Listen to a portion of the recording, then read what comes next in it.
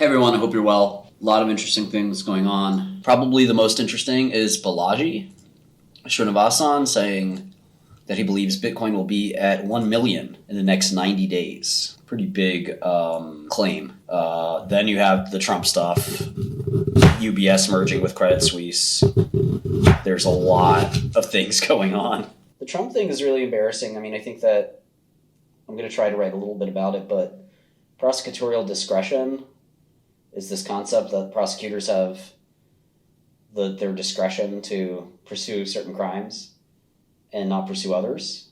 And, it's a pretty insane concept, unfortunately, because it's gotten so politicized that I don't know what to say. I mean, I think it writes itself. Yeah, I mean, they just don't have enough resources to pursue every crime that comes across their desk. So there's a prioritization that's supposed to take place. The problem is that prioritization takes place according to what's good for a prosecutor's career more than what's good for the country or the state or whatever the people are dealing with. Yeah, so we're talking about Balaji's bet.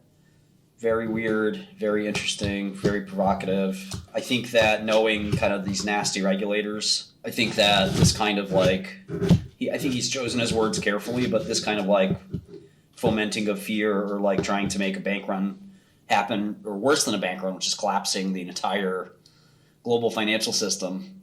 It's not a healthy thing to root for, right? But that's basically what he's rooting for. So it'll be interesting. Yeah, maybe Balaji is betting various people that Bitcoin will be $1 million by 90 days. And that's not because Bitcoin's going to go up. That's because the value of the dollar is going down. It's just trolling at this point. Well, he is putting his money where his mouth is, which I think is, I think Bitcoin's going to spike because that's what that algorithm does. It doesn't stay flat. It likes to spike, but he's going to make money. Well, it's never been past 60,000, right? So that's something to consider. I think his probably framework on this is, I think the framework he's used before. And Adam Back, who many people think is Satoshi himself, actually replied to this thread, interestingly. And he said something one of my partners also pointed out, which is the amount you give up on something is proportional to the amount you gain on it as well. So by giving it up. So in essence, if you do the math, he's giving up it seems like $1 or $2 million. It's not clear if he's betting one person or two, but he's basically giving up $1 million, right? And if he fails, which he almost certainly will, let's say he has $100 million in Bitcoin. If his pronouncements raise the price of Bitcoin by 1%, he's broken even. And he's certainly got a lot of fanfare and gotten a lot of people to think about potential collapse of the American dollar, which would, basically cause a global catastrophe. So he's already gotten, right, what he's asked for. In fact, he's gotten more than that. He's gotten 4%. Right out of it. So, in many ways, he's already up, assuming he has $100 million of Bitcoin. Some people say that he actually has quite a bit more than that he has billions of dollars of Bitcoin. Nobody can know for sure, of course. Who, Balaji? Yeah. Sounds like he's just acting like a Bitcoin maxi would act. Well, I think he's a Bitcoin maxi for sure. Yeah, exactly. Yeah, that's about it. Yeah, I don't know. It's definitely interesting and weird, but how it'll all pan out. He's also sort of begging the question in a lot of ways that he's kind of trying to, and again, I don't want to put words in anyone's mouth here, but having tangled with the government many times myself and kind of seeing the amount of pettiness that they'll not let up on certain things, and we're seeing that with Trump now. He's kind of trying to instigate a bank run, which isn't what I would want to be doing if I were him. He also gave a speech apparently this weekend where he said that one should leave the U.S. and not be in the U.S., which, depending on the day you ask me, is a sentiment I kind of share. Depending on the day you ask me, I don't share it at all, and I love this country. The more we do things like arrest President Trump, which I don't think he'd say that by accident. I think, there's a serious interest in doing that, knowing New York. I would call them law enforcement, but they're really politicians. So it would be a tragedy, and I think it would be a catastrophe. Balaji said it would be a civil war. again, I think he's very, very smart, and a lot of the things that he's saying merit some thought, even if they are not going to result in the occurrence or happenstance that he's prognosticating, or just the possibility that it could occur is already food for thought. So we're talking about Balaji Srinivasan, who is, among other things, Coinbase's CTO, I think. And he's an investor in a variety of things. He's a writer and philosopher as well. He did an 8-hour podcast with Lex Fridman. So yeah, this. Are you going? Sorry. Are you going on that one soon? I am going to be on Lex sooner or later. I'm more focused on other things, I guess. But yeah, the Lex thing will help a lot. Yeah, I don't know. Like, I'm really glad I'm getting some positive press and attention. And like, the more talks I give, like I gave this DSci talk in New York, I didn't get one heckler. I didn't get one person who was against me. It was just really nice to see a lot of support. And I think, to some extent, people will look back, hopefully, and say, oh, that person kind of got it wrong, got a bad rap or something like that. And, there's still a mountain to climb there. But I think as time has passed, there's a lot of tech leaders that have been able to sort of come out and be Martin fans, which I'm really, really lucky. Many of them were Martin, you want to use the word student, but followers, or some of them say clearly student of some of my YouTube finance videos. But regardless, I'm very grateful. And I just want to make great software that changes the world and makes me and my colleagues a lot of money and, is fun to make and fun to use. And, if I can do that for the next 40 years, I think I'll have lived a good life. I'm not one of these people that has like delusions of grandeur. I don't think, at least, that, they can bring about the second coming of AI or whatever. Maybe I have that delusion sometimes, but I love software. I love technology. I love learning this stuff. And, it's just a pleasure to work on products like this. So if I can do this for the rest of my life, I'd be very, very happy. And somebody mentioned the other day that this is GPT-3 is MS-DOS 3.0, which I thought was a very funny thing, that this is like the landmark release that changes everything in technology. I think that's probably right. I think that the fact that I have this app is getting forming every single JSON well formed and giving me a correctly formed JSON summary of every article, and it looks like an article every second or two. And if I train my own LLM, it could do it even faster. It's based on DOS. That's very full circle, Well, how do you mean? Something's so widely used right now. So, considered advanced based on DOS, which is early.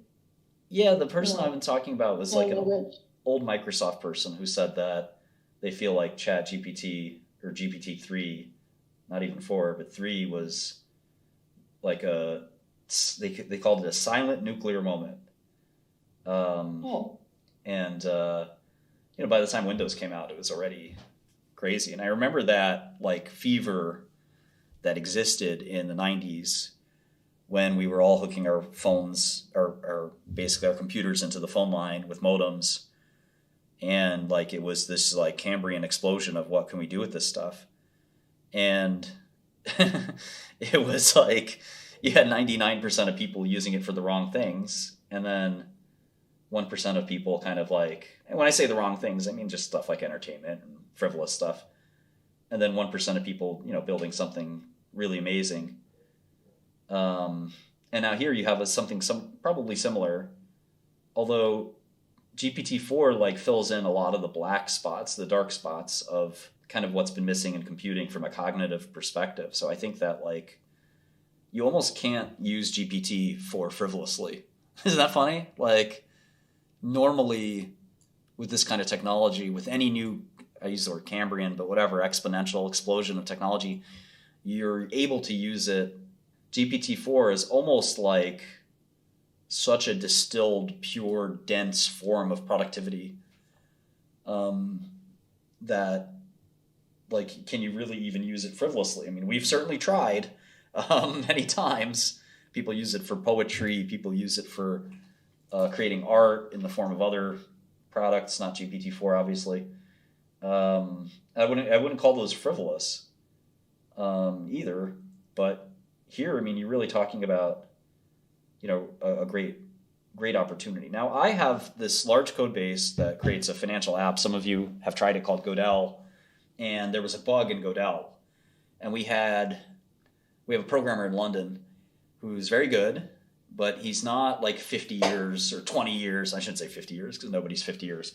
He's not 20 years in a programmer. He hasn't made any major libraries in the JavaScript ecosystem. He's just a regular old programmer. I think he's been at it for maybe as a professional 4 or 5 years. And GPT-4 could not fix the bug. And this was a very complex bug that was resulting in very unpredictable behavior. I spent at least 10 hours on this bug and could not get to the bottom of it. My partner, who's very, very, very smart, could not solve it in, say, 20 minutes, which automatically means it's a very complex problem. And the dude from London solved it slowly, methodically. It took him, I'm not sure how much time, but it took him a few days, and he was able to do it. I fed all of the code to GPT-4. It made some suggestions. I tried to employ the suggestions. It didn't work. I tried very hard to use GPT-4 to repair the code base. It did not work. So I think that we still are a ways away on LLMs. But the point I'm making isn't so much that sometimes they work, sometimes they don't work. I guess the point I'm making is that, like, it really is a pure IV shot of productivity, which is kind of, I think, going to be as important as the productivity suite that Microsoft came out with, maybe more important than Excel and Word and PowerPoint and email, Outlook at least.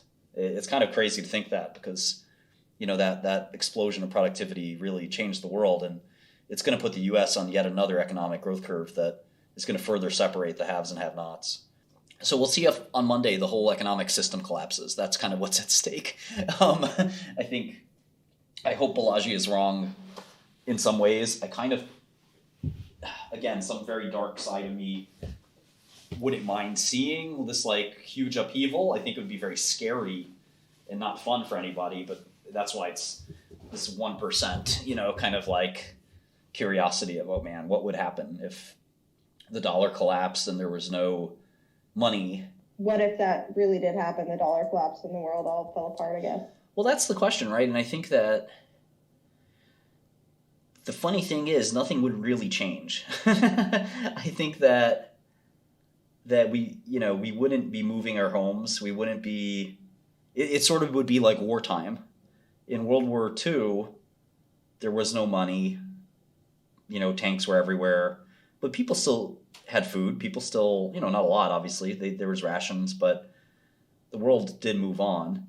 It's not like everything dies if money dies. I've been saying for a long time that I think money will die at some point, and that we'll be valuing things using utility theory, where instead of fiat, we'll have either compute or energy or carbon or some kind of, like, it could be even something like joules, some form of energy that'll sort of take over as a currency. And in some ways, we're already seeing that happen. One of the funnier instantiations of currency is actually followers, which is, maybe a better way to generalize it is attention. But you've already seen people talk about followers as a currency. Oh, they have 10 million followers, or they have 20 million followers, or they have 1 million followers. That's something that's like almost valuable, not just from a monetary perspective, but other perspectives. And I've seen it myself with Twitter. When I'm on Twitter and people know I have a Twitter account, investors will approach me, women will approach me, friends I knew I had, friends I didn't know I had, all kinds of things like that. I'll get more information. When I'm banned from Twitter, I don't have any of those things. And so, like, we have this weird attention economy that is very real. That's sort of this, what Balaji calls a network state, I guess. But I think it is very real. And so these funny green pieces of paper, I don't think we're going to take as seriously in 10 years, 20 years, 50 years time, especially with GPT-4, 5, 6, and 7, and the ability for us to sort of like create productivity out of thin air. You know, there's this idea that, okay, well, if I want $1 million, why can't GPT-4 make it for me? Right? And somebody actually tried that, and somebody actually did. They put up this funny website that GPT-4 made for them, and they said, this is how we're going to make $1 million. And yeah, so what X in my chat room here is saying is the cost of everything is going to zero. Think about it, AI is very, very deflationary. And I think that, like, technology is deflationary, which was the whole point of my talk or speech or whatever you want to call these things that I gave on Wednesday for the D-side New York community.